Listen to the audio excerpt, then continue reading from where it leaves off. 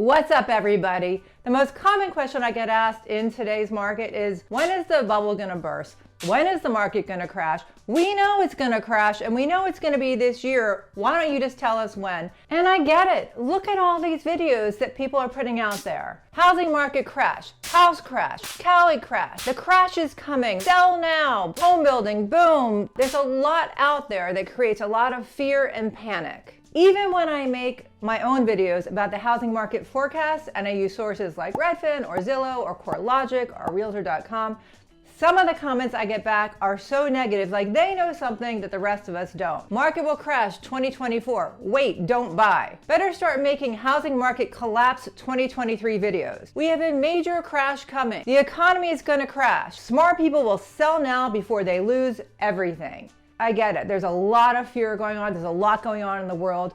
And people really want to know if it's okay to buy a house now. Well, I'm here to tell you, yes, it is. In fact, it's a great idea to buy a house now. And I'm going to back it up. So let's just dive right in. So before I get into why I do think it's a good time to buy and I do not see a market crash, I want to assure you I'm not tone deaf to what's going on in the world. I'm fully aware of what's happening in Russia and Ukraine and how that can affect our economy here and affect the housing market. I'm also fully aware that interest rates have gone up. The Federal Reserve approves the first interest rate hike in more than 3 years. It sees 6 more ahead.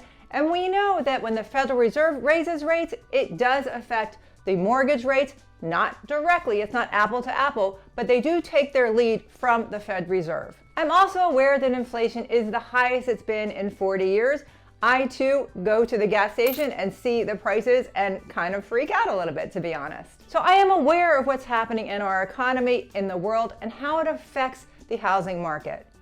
And I do say, and I have said in my other videos, I do see a price correction coming, and that will be better for buyers and make a more fair market. But I don't see a crash, and I will stand by that. So first I want to go through why it's a great time to buy, and then I'll follow it up with why I really don't see a crash coming. So if I were to ask you what's the biggest number on your monthly budget, I can pretty much guarantee the most money you spend is on housing, unless you have some crazy student loans or otherwise. So if you're not going to buy in this market because you're waiting for this impending crash, that means that you're presently renting and planning to continue to rent.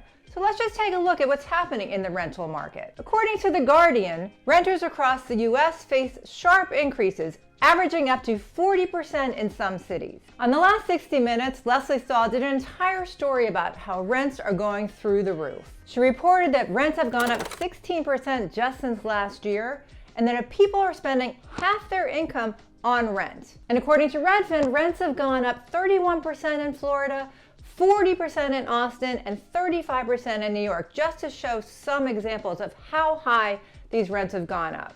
Redfin also says that they believe rents have increased so much because builders are still traumatized from 2008 when the market did crash, and they haven't built as much since then. Redfin also says that investors are buying 30% of the homes in most of these Sunbelt states and are just raising the rents year after year. And what is Wall Street's role in all this? Because they do have a big one. Blackstone, JP Morgan, Goldman Sachs are few of the companies that are investing hundreds of millions of dollars into these firms that are buying all these single-family homes. Tricon, a Canadian company, says they try to buy about 800 houses a month. Invitation Homes owns 80,000 single-family homes. American Homes for Rent owns 60,000 homes. So Wall Street's investing in these companies to buy all these single-family homes and then rent them out to you guys. They come in with cash, and they usually go for the lower price new construction homes, which would be really interesting for first-time buyers.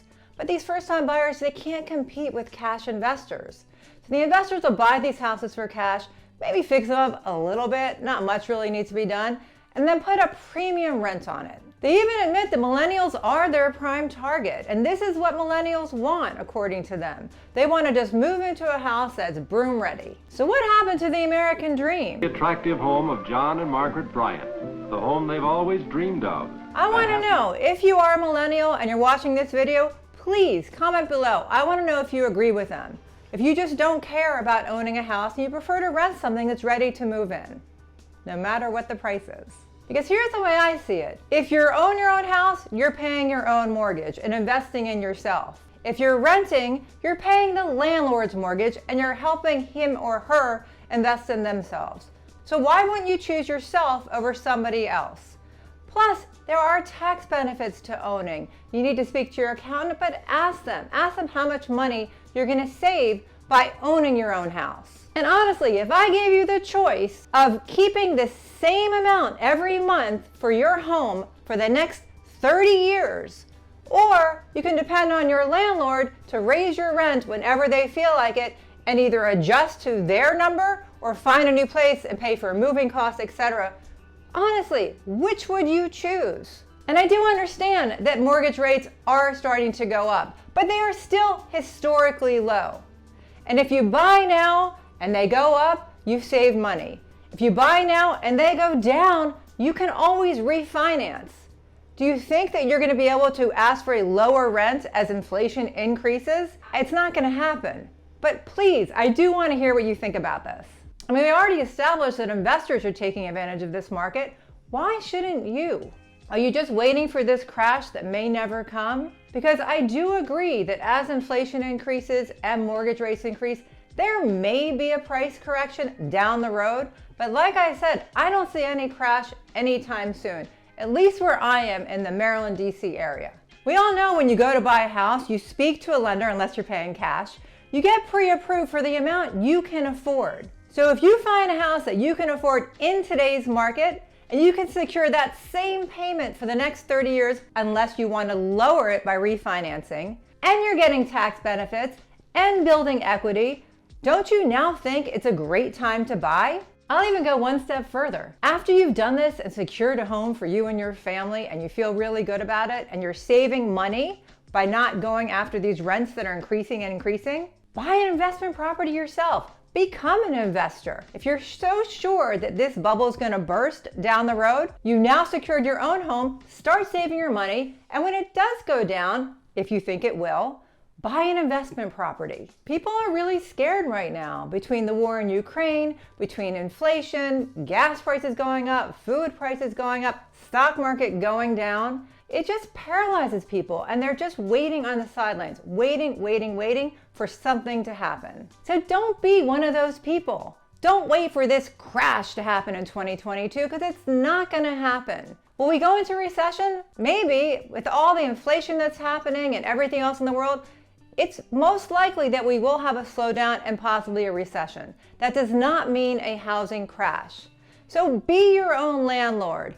Get all your ducks in a row and find a home that you can afford. And if the market does slow down or crash like other people are saying, then become one of those investors. Invest in yourself and your own family. Have the American dream. Did you know it's been reported that homeowners have 40 times more net worth than renters?